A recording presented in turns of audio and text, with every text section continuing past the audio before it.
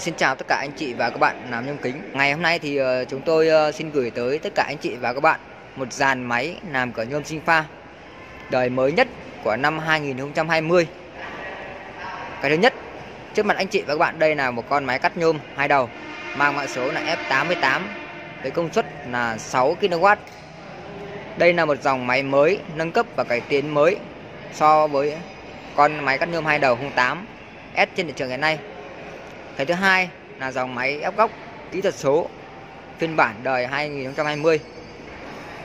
Thứ ba là máy phay đầu đố thay dao nhanh 3 cổ bi, công suất là 3 kW.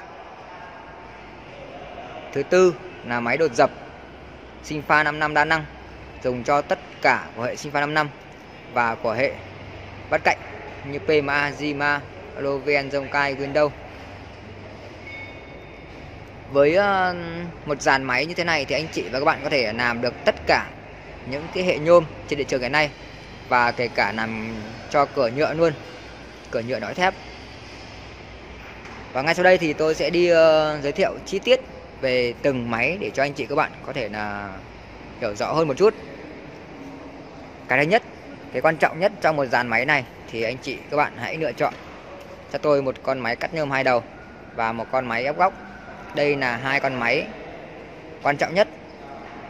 Anh chị các bạn cần hai con máy này cần phải có độ chuẩn xác và chính xác cao, thì khi chúng ta tạo ra những sản phẩm cửa cắt và ép góc nó mới khít được.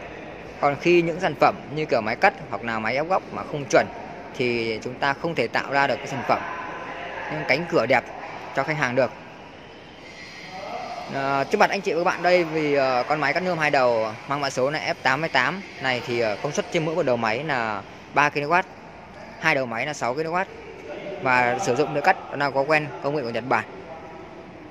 Một lưỡi cắt là 450 và motor là motor vuông công nghệ của Italia, và là vỏ nhôm thì sẽ giúp cho anh chị các bạn hoạt động sẽ tỏa được nhiệt tốt hơn.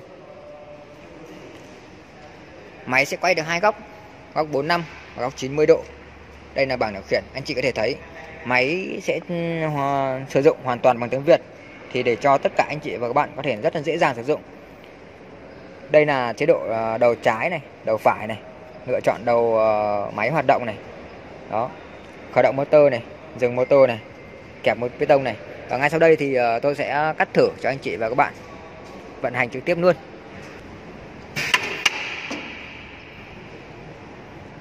Trước khi cắt thì anh chị các bạn hãy kẹp piston vào, sau đó là khởi động motor. Với công suất là 3 kW và motor vuông công nghệ của Italia thì anh chị có thể thấy cảm nhận được cái lực và cái motor quay rất là êm anh chị các bạn ạ. Khởi động motor rất là êm. Đấy.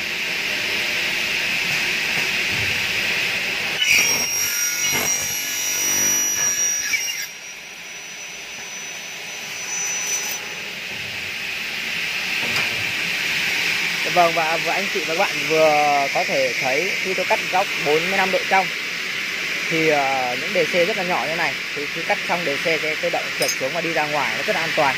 Nó sẽ không, khi lưỡi thu về nó sẽ không quấn vào làm hỏng me hay là gãy lưỡi. Nó rất là an toàn, nhất là cho máy móc, và hai nữa là cho người đứng làm việc. Và đây là sản phẩm tôi vừa cắt ra. Mặt cắt thì rất là sắc ngọt, không bị bao vía, rất là bóng. Đây là sản phẩm chưa dầu làm mát anh chị các bạn ạ. Khi có dầu làm mát vào rồi thì sản phẩm nó sẽ mịn hơn. Đấy. Đây là nhôm sinh pha dày 2x2. Những cái dòng máy cắt nhôm hai đầu F88 này thì anh chị có thể thấy có rất nhiều những cái điểm khác biệt và cải tiến mới, nhất là hệ thống piston là kẹp hệ thống piston đúc liền. Đấy. Thứ hai nữa là mặt bích là mặt bệ thép trắng, không han rỉ, chống cong vênh, và cái khe rãnh đẩy lưỡi ra vào thì chúng tôi đang thiết kế là nó nhỏ hơn so với những dòng 08 trên thị trường hiện nay. Đó. Tiếp theo là đầu máy số 1 và đầu máy số 2 thì sẽ có máng trượt DC với độ nghiêng và bóng nhẵn mịn, thì khi chúng ta cắt phát DC tự động trượt xuống và đi ra ngoài nó rất an toàn. Đấy, nó đảm bảo giúp cho máy móc hoạt động rất là ổn định. Cái bệ thép đầu máy số 1 và đầu máy số 2 mặt trước và mặt sau thì sẽ được đỡ trên những cái bệ thép rất là dày như thế này, chống cong vênh, không han gì. Đó, đảm bảo cái độ chắc chắn ổn định lâu dài. Thứ hai nữa là máy nó sẽ có hỗ trợ cho những cái trang bị như cả anh chị bạn làm việc vào ban đêm, đèn chiếu sáng và kính lúp. Thước thì được bọc trong nẹp nhôm, tránh vấn đề là bị va quệt. Đó. Cái đường ray đầu máy số 2 khi anh chị di chuyển, đường ray phin lớn phi 42 nằm biệt với thân máy không có cây. Và cái điều đặc biệt nữa là khi anh chị đi xe máy thì hãy để ý kỹ. Đối với những dòng cao cấp này của chúng tôi ấy, thì trước khi đặt cái đường ray xuống thì chúng tôi đặt hai cái miếng thép rất là dày ở dưới bệ máy như này. Thì để khi chúng ta anh chị bạn di chuyển đầu máy số 2 và vặn cái đường ray xuống thì nó sẽ đảm bảo hơn rất là nhiều.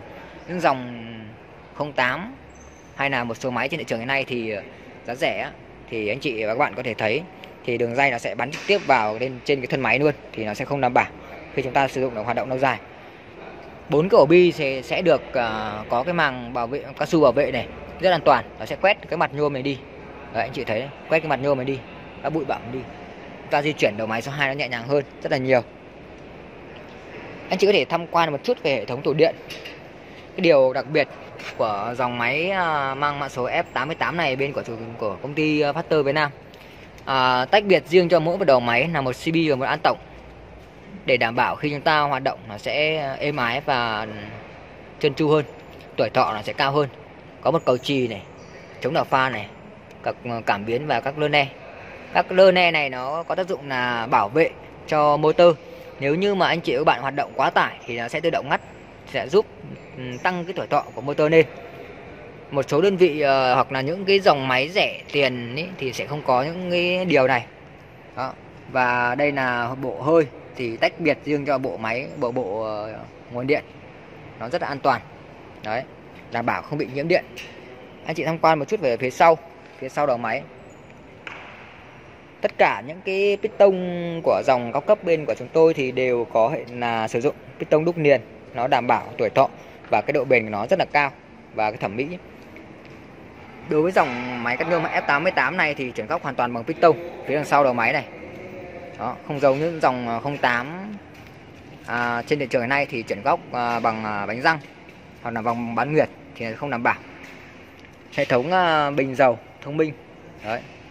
Không bao giờ anh chị về vấn đề là dầu là mát nó bị tắc hay là mặt nhôm chui vào bên trong này được cả. Nó rất là an toàn.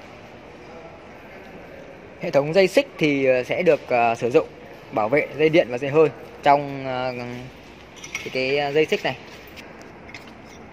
Dạ vâng, tiếp theo nữa thì trước mặt anh chị và các bạn đây có thể thấy đây là con máy ép góc kỹ thuật số phiên bản đời mới nhất của năm 2020. Tất cả các thiết bị của nó đều là thép trắng, mạ kẽm hết. Anh chị sử dụng lâu dài, ổn định. Máy phay đầu đố, máy ép góc kỹ thuật số tự động không lấy dao. Tủ điện to, anh chị hoạt động làm việc rất là dễ dàng. Đó. Anh chị có thể tham quan một chút về hệ thống tủ điện. Gồm có các cái lơ ne cảm biến này, timer này, đấy, át tổng này, cục hút, cầu chì và chống đảo pha. Đấy, và bộ điện, bộ hơi. Đấy. Còn đây là bộ ép thủy lực với bình dầu thì anh chị có thể thấy là anh chị có thể đổ được 20 lít, sức chứa của nó là 20 lít. Và công suất của motor nó rất là khỏe. Anh chị có thể tham quan.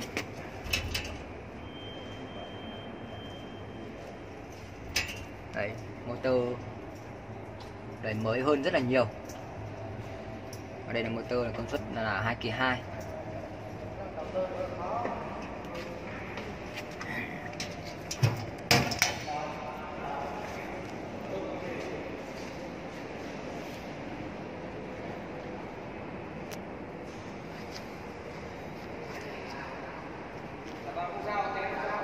Vâng, và đây là tổng quan của một dàn máy làm có nhôm sinh pha. Anh chị có thể dùng được cho tất cả các hệ sinh pha trên thị trường hiện nay và những cái bản nhôm lớn như mặt dựng. Đấy. Hay là anh chị có thể làm được cả cửa nhựa luôn. Khi anh chị đầu tư một dàn như thế này thì sẽ không cần phải lo lắng về vấn đề là công suất làm việc kiểu năng suất làm việc bị chậm tiến độ hay là sao hết á. Ngoài ra thì bên công ty chúng tôi còn cung cấp tất cả những dòng máy khác như những dòng máy nén khí, rồi dập ổ khóa, hay những dòng F66 công suất dành cho những cái bác khối lượng công việc ít đấy, hoặc là mức đầu tư ít, chỉ có 3-40 triệu thôi, 5-60 triệu thôi cũng có. Và những dòng máy lớn hơn đấy, những dòng vừa tiền hơn như 08, 08S này đấy, như 09S này, phay đố này đấy, đầy đủ tất cả các máy luôn. Bên công ty chúng tôi thì có 2 cơ sở, phía Bắc là bến xe Yên Nghĩa, Hà Đông, Hà Nội, khu vực phía Nam là 621 San Hậu, Hà Nội, quận Thủ Đức, thành phố Hồ Chí Minh. Anh chị có thể đến một trong 2 cơ sở gần nhất để được theo dõi cũng như để được tham quan cũng như là test máy trực tiếp luôn. Một lần nữa thì xin chân thành cảm ơn tất cả anh chị và các bạn đã quan tâm và theo dõi video của công ty chúng tôi. Anh chị có nhu cầu đầu tư có thể liên hệ trực tiếp với số điện thoại ở phía bên trên màn hình để được tư vấn và báo giá tốt nhất. Một lần nữa thì xin chân thành cảm ơn.